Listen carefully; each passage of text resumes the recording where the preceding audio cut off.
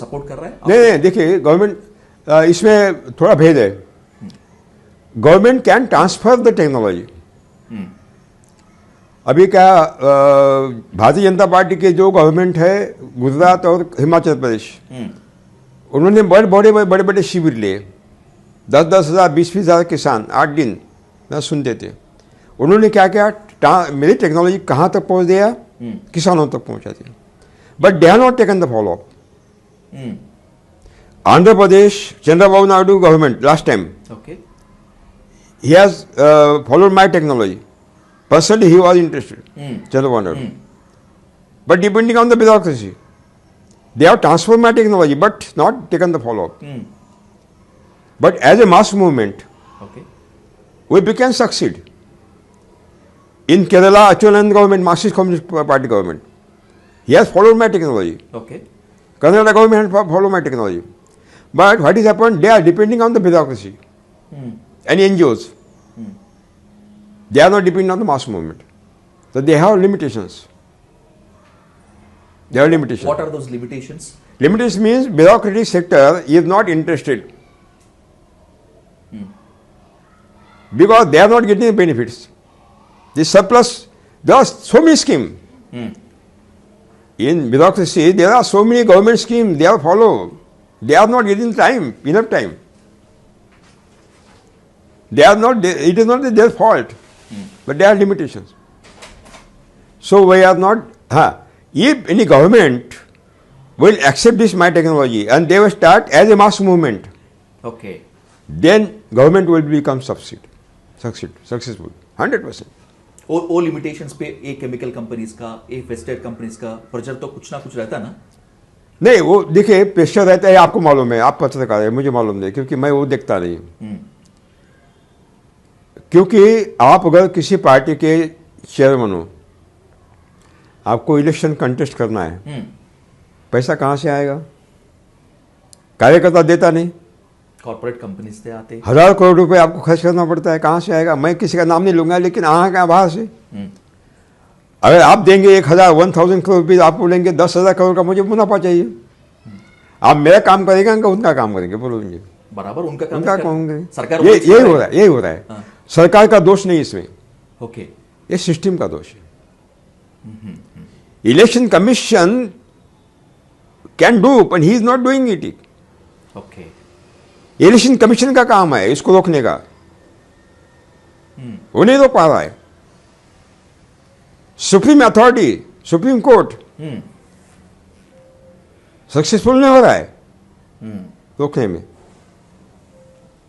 क्योंकि उनके पास 1000 केसेस है, न्यायाधीश कम है, क्या करेंगे बेचारे?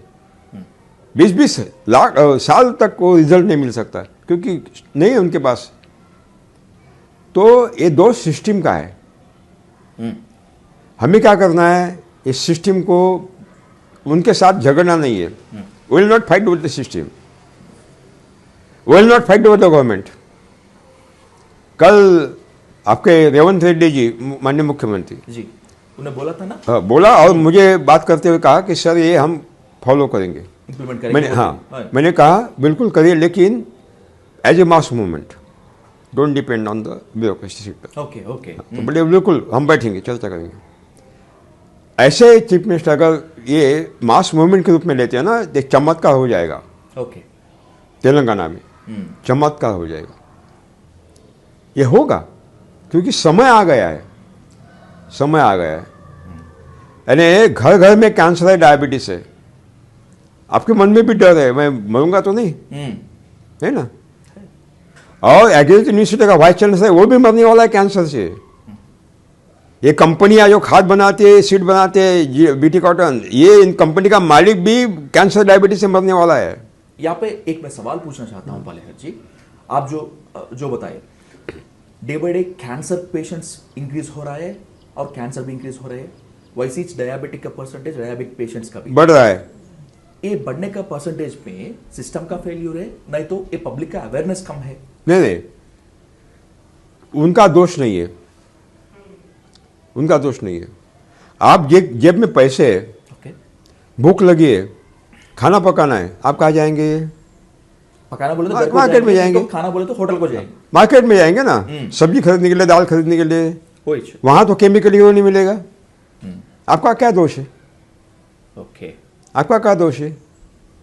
और जो पैदा कर रहा है किसान, उसको तो पैसा चाहिए, ये सिस्टम है। लेकिन जब हम अवेयर करते हैं कैंपेन के माध्यम से, शिविर लेते बड़े बड़े किसानों के, ओके, तो वो केमिकल नहीं पैदा करता, वो मेरी विधि से पैदा करता है, पॉइजन फ्री, और कंज्यूमर 1.5 गुना दाम लेकर खरीदता है, क्योंकि उसको कैंसर से मरना नहीं है। ऑनरेबल नरेंद्र मोदी जी ने, प्राइम मिनिस्टर ऑफ इंडिया, क्या कहा कि हम दुगुनी आय करेंगे किसानों की। ICAR को पूछा आपके पास कोई टेक्नोलॉजी है? बोले नहीं, हमारे पास कोई टेक्नोलॉजी नहीं। फिर उन्होंने ढूंढा सारे देश में, कोई टेक्नोलॉजी नहीं थी, एक ही टेक्नोलॉजी, सुभाष पालेकर कृषि। फिर उन्होंने मेरा लेक्चर रखा, मेरे साथ चर्चा हुई सबकी, नीति आयोग के माध्यम से। फिर government of India accepted my technology. यानी कोई भी गवर्नमेंट अगर इसको स्वीकार करती है, हम तो मदद करने के लिए तैयार है, सवाल ही नहीं है, हम फुल सपोर्ट। मैं तो 1 पैसा नहीं लेता मानधन, मैं मुफ्त में सेवा देता हूँ।